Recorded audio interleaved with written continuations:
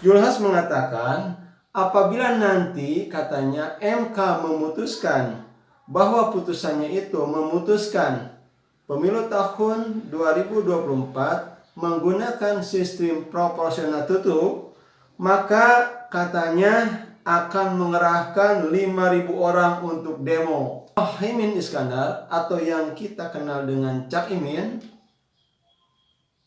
mengatakan bahwa apabila nanti akan digunakan sistem proporsional tertutup dalam pemilu tahun 2024, Cak Imin mengatakan negara dalam bahaya. Dua tokoh ini pernah menyampaikan wacana untuk penundaan pemilu.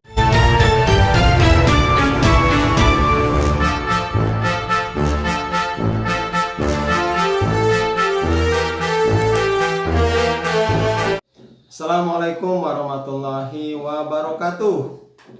Sahabat-sahabatku, selamat berjumpa lagi dengan saya Effendi di Effendi Advocaten Channel. Sebuah channel yang akan membahas masalah-masalah kemasyarakatan yang diulas secara populer. Baik, kali ini kita akan membahas mengenai sistem pemilihan umum yang akan digunakan pada pemilu tahun 2024. Apakah akan menggunakan sistem proporsional tertutup atau masih menggunakan sistem proporsional terbuka?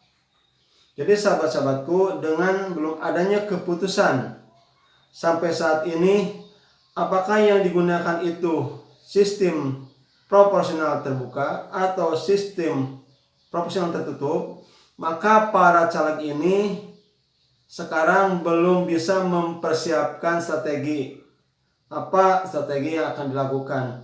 Pun demikian juga partai belum bisa menyiapkan strateginya apa yang digunakan dalam pemilu tahun 2024. Nah, yang menarik sahabat-sahabatku, ada pernyataan dari Zulkifli Hasan atau yang kita kenal dengan Julhas. Julhas mengatakan, apabila nanti katanya MK memutuskan bahwa putusannya itu memutuskan pemilu tahun 2024 menggunakan sistem proporsional tertutup, maka katanya akan mengerahkan 5.000 orang untuk demo.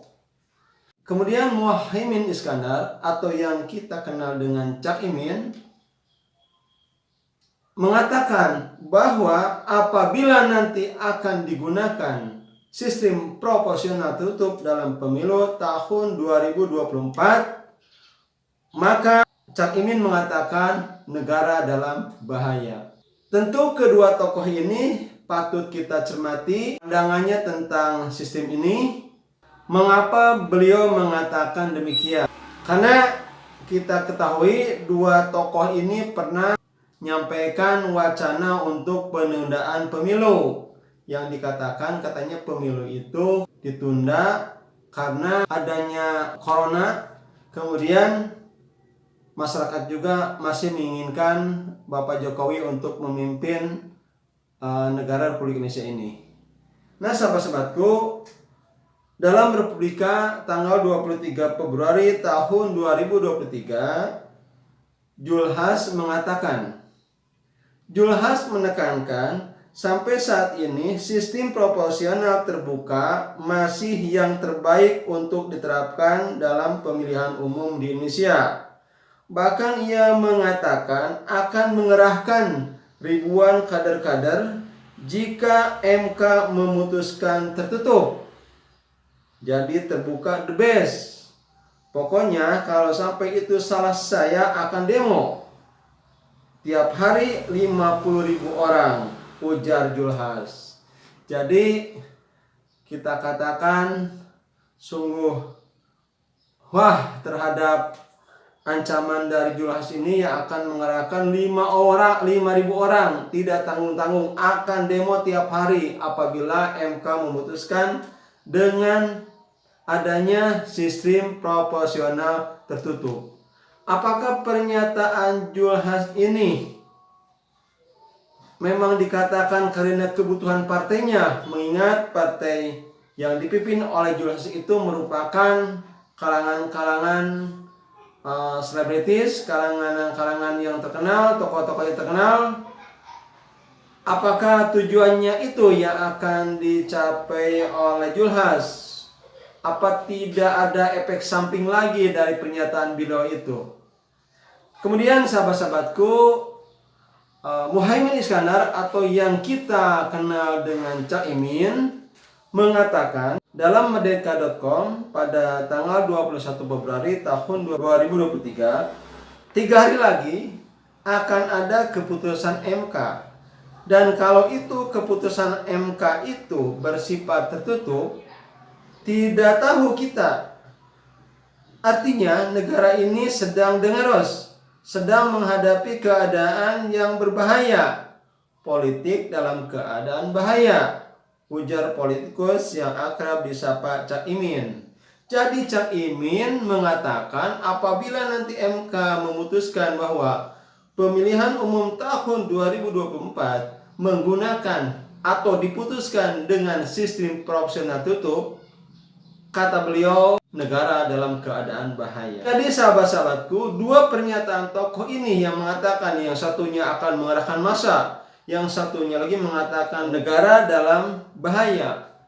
Apakah pernyataan itu mengisyaratkan bahwa nanti kalau diputuskan oleh MK, negara ini dalam keadaan darurat, dalam keadaan bahaya, sehingga diperlukan penundaan pemilu? Jadi sahabat-sahabatku, inilah yang kita tidak inginkan dari adanya yang diputuskan nanti MK ini berujung dengan penundaan pemilu.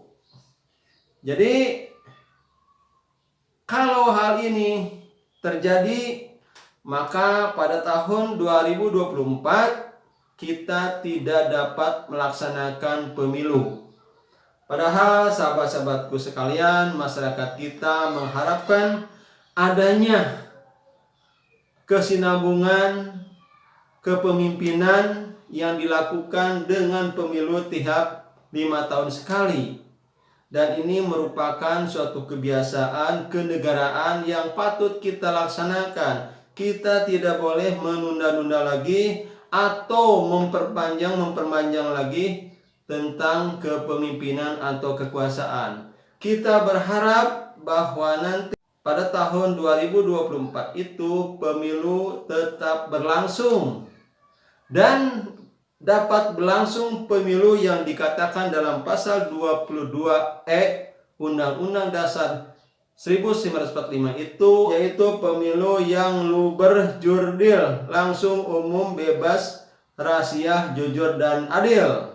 Semoga yang kita bahas ini, ketakutan kita akan tidak berlangsungnya pemilu pada tahun 2024 sesuatu yang mudah-mudahan tidak terjadi. Mudah-mudahan pemilu tahun 2024 bisa berlangsung. Kita doakan berjalan dengan aman dan tertib dan menghasilkan sekali lagi pemimpin-pemimpin yang dapat memimpin bangsa Indonesia menuju negara yang adil, makmur, dan sejahtera.